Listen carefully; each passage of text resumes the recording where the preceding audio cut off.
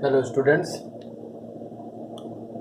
आज के इस वीडियो में हम लोग एप्लीकेशन ऑफ डेरिवेटिव्स एक्सरसाइज 7.8 के क्वेश्चन को सॉल्व करेंगे। क्वेश्चन है हमारे पास, so that the volume of largest cone that can be inscribe in a sphere of radius r is 8/27 of the v of sphere. तो देखिए यहाँ पर हमारे पास जो गिवन कंडीशन है, गिवन कंडीशन को हम एज अ कांस्टेंट लेकर के चलते हैं फॉर मैक्सिमम मिनिमम प्रॉब्लम। तो सबसे पहले इस क्वेश्चन में देखिए, मीन्स पहला जो प्रूविंग पार्ट है वो क्या है कि हमें सो that the volume of largest cone that can be inscribe in A sphere of radius this means सबसे पहले v हमको फर्स्ट पार्ट में अगर हम समझें तो v को मैक्स प्रूफ करना है। सेकेंड थिंग, हमको रेडियस स्फीयर की गिवन है स्मॉल r। उसके बाद इसने बोला है कि जो v होगा वो means v of cone is equals to v of sphere, लेकिन v ऑफ स्फीयर का 8/27 हमें ये प्रूफ करना है। एक तो v मैक्स होगा और दूसरा v of cone is equals to 8/20 times of v of sphere. दो पार्ट हम लोगों के यहाँ पे क्वेश्चन में प्रूफ करने हैं और पहला v मैक्सिमम प्रूफ करना है। तो जैसा हम सभी लोग जानते हैं कि अगर हम first order derivative for example अगर dv/dx निकालते हैं तो dv/dx को फॉर मैक्सिमम मिनिमम हम लोग 0 से इक्वेट करते हैं और फिर जो x की वैल्यू आती है, सपोज कीजिए 1 आ जाए 2 आ जाए जो भी आ जाए, एक एग्जांपल के तौर पे मैंने कहा x=1, ये जो x की वैल्यू आती है इसको क्रिटिकल पॉइंट या टर्निंग पॉइंट्स बोलते हैं। सेकेंड टाइम हम लोग क्या करते हैं, second order of derivative find करते हैं, मीन्स d2/dx2 फाइंड करेंगे। और अगर d2/dx2 की वैल्यू ग्रेटर देन 0 हो जाती है तो इस कंडीशन में हम बोलते हैं कि फंक्शन की वैल्यू मिनिमम होगी, फंक्शन इज मिनिमम। और अगर ये वैल्यू लेस देन 0 हो जाए तो इस केस में फंक्शन हमारा मैक्सिमम होता है। अब मिनिमम और मैक्सिमम के दूसरे जो नाम है, मिनिमम को हम लोग अगर बोलना चाहें तो हम लोग इसको ऐसे भी बोल सकते हैं कि लीस्ट हो सकता है, और मैक्सिमम को जैसे लार्जेस्ट वर्ड यहाँ यूज़ किया गया है। तो मैक्सिमम मिनिमम दोनों को हम लोगों को ध्यान रखना है। तो फर्स्ट ऑर्डर डेरिवेटिव निकालना है, सेकेंड ऑर्डर डेरिवेटिव को फाइंड आउट करना है, और for maximum minimum first order derivative को 0 से इक्वेट करते हैं ताकि हमको क्रिटिकल पॉइंट्स पता चल जाए। तो आइए इस क्वेश्चन को हम लोग अब सॉल्व करते हैं। तो सबसे पहले क्वेश्चन की रिक्वायरमेंट जो है कि हमारे पास एक सर्कल है, मैं बनाता हूँ, सॉरी स्फीयर है। इस स्फीयर में एक कोन है। जैसे ही हम इस स्फीयर में कोन बना लेते हैं तो देखिए स्फीयर में cone, according to this question radius of sphere given है और वो r है। तो सपोज कीजिए हमने स्फीयर की रेडियस को r कंसीडर कर लिया, स्मॉल r, और हाइट ऑफ कोन हम लोगों ने ले लिया h। मीन्स अगर मैं बोलूँ a to o, अब मैं यहाँ पर लिख देता हूँ radius of sphere is equals to small r and radius of cone is equals to capital R। अगर हम यहाँ से यहाँ तक को कैपिटल R लेट कर लें तो ध्यान से देखिए, अगर मैं इसको B बोल दूँ, इसको C बोल दूँ, मीन्स, और इस पॉइंट को सपोज कीजिए मैंने ले लिया D पॉइंट, तो ये जो एंगल बन रहा है DOB, तो O पे 90 बनेगा चूंकि ये परपेंडिकुलर ही टाइप है बिल्कुल, और राइट सर्कुलर कोन में यहाँ पर 90 ही होता है। तो अगर हम अब बात करें तो हाइट ऑफ कोन हम लोग लेट कर लेते हैं। Now let height of cone is equals to small h। ऐसा कर लेने से अब ध्यान से देखिए, यहाँ से ये रेडियस था, BD इज इक्वल्स टू क्या हो जाएगा, DA हो जाएगा। क्यों हो जाएगा, क्योंकि this is equals to radius. तो BD और DA दोनों रेडियस के इक्वल हैं, इसलिए हम कह सकते हैं कि ये भी स्मॉल r हो जाएगा। तो ध्यान से देखिए AO हमारे पास हाइट ऑफ द कोन है और हाइट ऑफ द कोन कितना था, h था। तो h में से अगर r कम कर देंगे तो हमारे पास do निकल आएगा। मीन्स अगर हम do के डिस्टेंस निकालना चाहते हैं तो हम लिख सकते हैं AO माइनस AD। तो AO की जो वैल्यू है हमारे पास वो टोटल h थी और AD की जो वैल्यू है वो r। इट मीन्स DO जो निकल कर आया, DO की वैल्यू हो जाएगी h माइनस r। जब DO की वैल्यू मिल गई हमारे पास तो अब इस क्वेश्चन को सॉल्व करना बहुत ही आसान हो गया है। तो मैं ये ऊपर के पार्ट को इरेज कर देता हूँ क्योंकि क्वेश्चन समझ में आ गया है। अब हमें V of cone is equal to 8/27 times of sphere के इक्वल करना है। तो आइए क्वेश्चन को एक बार फिर से हम लोग देखते हैं।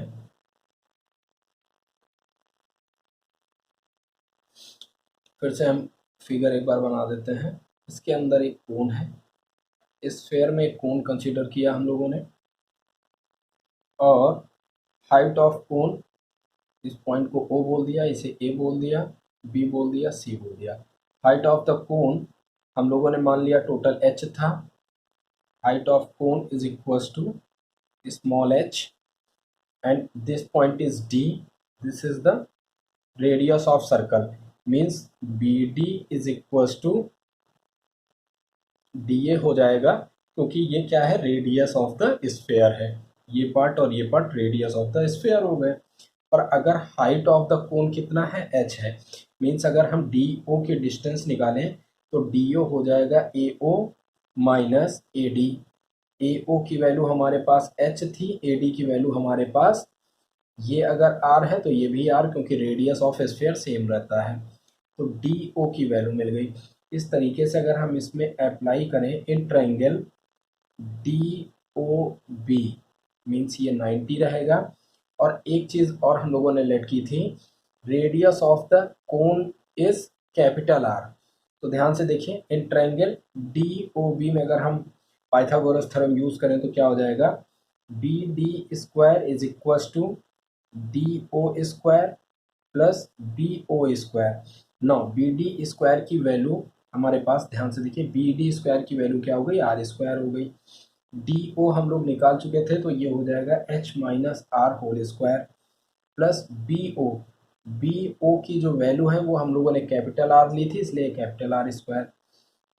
By using the formula of a minus b whole square, then we get h square plus r square minus 2 times of hr plus r square हो जाएगा। इस r स्क्वायर से r स्क्वायर कैंसिल आउट हो गया। अब अगर हम लोग 2hr को LHS साइड कंसीडर करते हैं तो ये पॉजिटिव हो जाएगा और minus h square is equal to capital R square हो जाएगा। मीन्स हमारे पास R स्क्वायर की वैल्यू आ गई है 2hr minus HR square. Means हम कैपिटल R की वैल्यू यहाँ पर लिख लेते हैं 2hr माइनस h स्क्वायर। अब आगे के क्वेश्चन को सॉल्व करने के लिए देखते हैं हम लोग। हमारे पास रेडियस ऑफ द कोन आ गई है, क्योंकि V ऑफ कोन निकालने के लिए रेडियस की ज़रूरत पड़ती है, इसलिए हम लोगों ने रेडियस ऑफ कोन को, R की वैल्यू को हम लोगों ने फाइंड कर लिया। और ये R नहीं, R स्क्वायर निकला है, क्योंकि पाइथागोरस थ्योरम अभी अप्लाई किया था हम लोगों ने। तो अब ध्यान से देखेंगे हम लोग, V ऑफ कोन का जो फार्मूला होता है वो होता है 1/3 पाई R स्क्वायर H। तो यहाँ से R स्क्वायर की वैल्यू अगर हम लोग इसमें लाकर पुट कर दें, now putting the value of R square in this equation, then we get V of cone is equal to 1/3 pi R square के प्लेस पे ये वैल्यू पुट कर दी तो 2HR माइनस H स्क्वायर, और बाहर ये मल्टीपल H है। थोड़ा और सिंप्लीफाई करें तो हो जाएगा 1/3 पाई, और H से मल्टीप्लाई कर दें तो 2H square R minus H cube हो जाएगा। तो अब हम लोग बात करते हैं कि हमें इसे मैक्सिमा मिनिमा की कंडीशन पे लाना है, इसलिए डिफरेंशिएटिंग विद रेस्पेक्ट टू, अब हमारे पास यहाँ पर 2 वेरिएबल है, एक वेरिएबल R है और दूसरा वेरिएबल हमारे पास देखने में लगता है जैसे H हो। तो अब हम लोग, चूंकि यहाँ पर जो R है, ध्यान देंगे हम लोग, यहाँ जो R है स्मॉल आर कांस्टेंट लेंगे। क्यों कांस्टेंट लेंगे? क्योंकि जो गिवन होता है उसको हम लोग कांस्टेंट ले लेते हैं। Means radius of circle is given small r, इसलिए इसको कांस्टेंट की तरीके से ट्रीट करेंगे। तो now differentiating with respect to small h, then we get dv by d h is equal to 1/3 pi, और इसका जब डिफरेंशिएशन करेंगे तो 2 टू ज़ा 4 एच आर हो जाएगा -3h² for maxima and minima, for maxima and minima dv by dh goes to 0। now it implies that अगर हम 0 से इक्वेट करें तो देखिए 1/3 पाई 0 में हो गया। मीन्स हमारे पास आ जाएगा 4HR is equal to 3HR²। एक h से h कैंसिल हो गया। अब अगर हम लोग यहाँ से वैल्यू निकालें तो h की वैल्यू आ जाती है हमारे पास 4R/3। तो क्वेश्चन में एक पार्ट ये भी था कि इसकी रेडियस, सॉरी ये जो हाइट निकल कर आई है, हमारे पास हाइट निकल कर आ गया h is equal to 4R/3। अब हम लोगों को क्या करना, d2v/dh2 निकालना, क्योंकि मैक्सिमम या मिनिमम प्रूफ करने के लिए हमें d2 mean second order derivative find करना होता है। So therefore we have to find in this time d2v over dh2। तो d2v अपॉन dh² की वैल्यू निकालने के लिए हम क्या करेंगे, जो फर्स्ट ऑर्डर डेरिवेटिव उसको एक बार और डिफरेंशिएट करेंगे। तो ध्यान से देखेंगे हम लोग, dv/dh की जो वैल्यू है हमारे पास आई है 1/3 पाई और in bracket 4HR minus 3h²।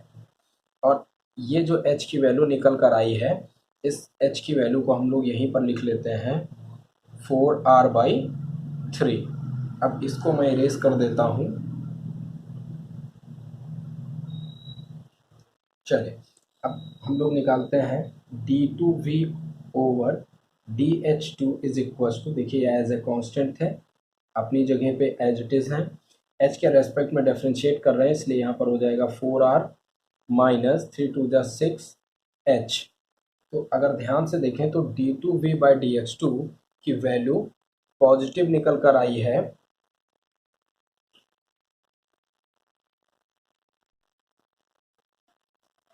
हमारे पास d2v upon dh² is equal to 1/3 pi 4R minus 6h निकल आया है। तो अगर हम लोग यहाँ पर 1/3 पाई और 4R माइनस 6 इंटू h की वैल्यू के प्लेस पर हम लोगों ने रख दिया 4R/3 और इसको और सिंप्लीफाई कर लेते हैं। तो देखिए 3 टू जा 6 हो जाएगा, मीन्स हमारे पास आ जाएगा 1/3 पाई और ब्रैकेट में हो गया 4R माइनस 4 टू ज़ा 8R। ध्यान से देखें अगर हम लोग तो यहाँ पर हमारे पास माइनस आ जाएगा, 8 में गया 4, 4 हो गया 4/3 पाई एंड R, और ये निकल कर आया हमारा d2v ओवर dh²। जैसे ही हमारे पास d2v ओवर dh² की वैल्यू निकल आई और ये वैल्यू नेगेटिव निकल कर आई है, इसका मतलब हो गया d2v upon dh² is less than 0।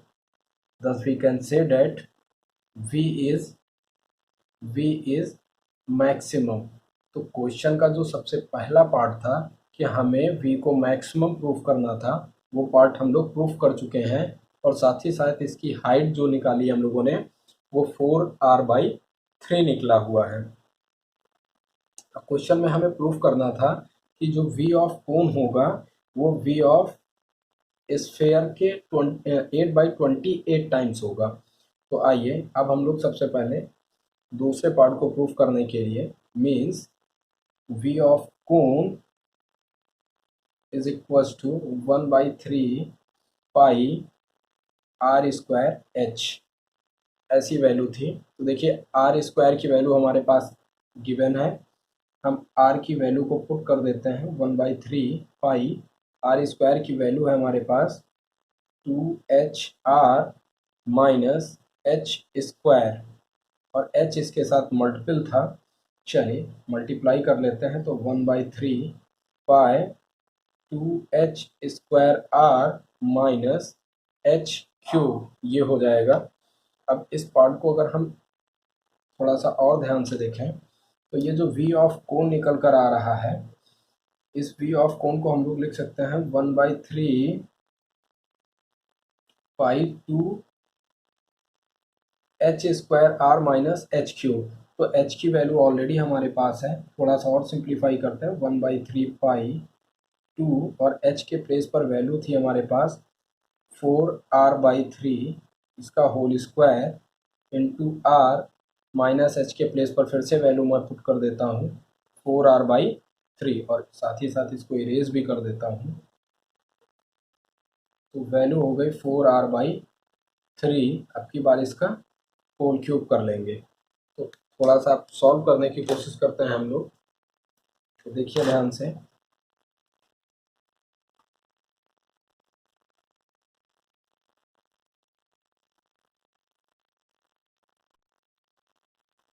अगर हम लोग इसका और सिंप्लीफिकेशन करें तो 1/3 पाई, ये हो जाएगा 2 into 16r square upon 9 into r square, और आर मैं डायरेक्ट लिख देता हूँ r cube, minus 64 r cube upon 27। अब ऊपर के पार्ट को मैं इरेज करता हूँ।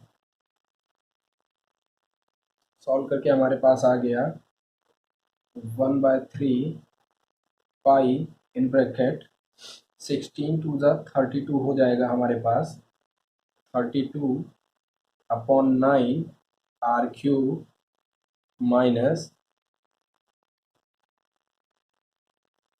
अगर इसको हम लोग थोड़ा सा सिंप्लीफाई करें, सिंप्लीफाई किया डायरेक्ट लिखता हूँ मैं 64 आर क्यूब अपॉन 27। अब हम लोग यहाँ पर एलसीएम ले लेंगे।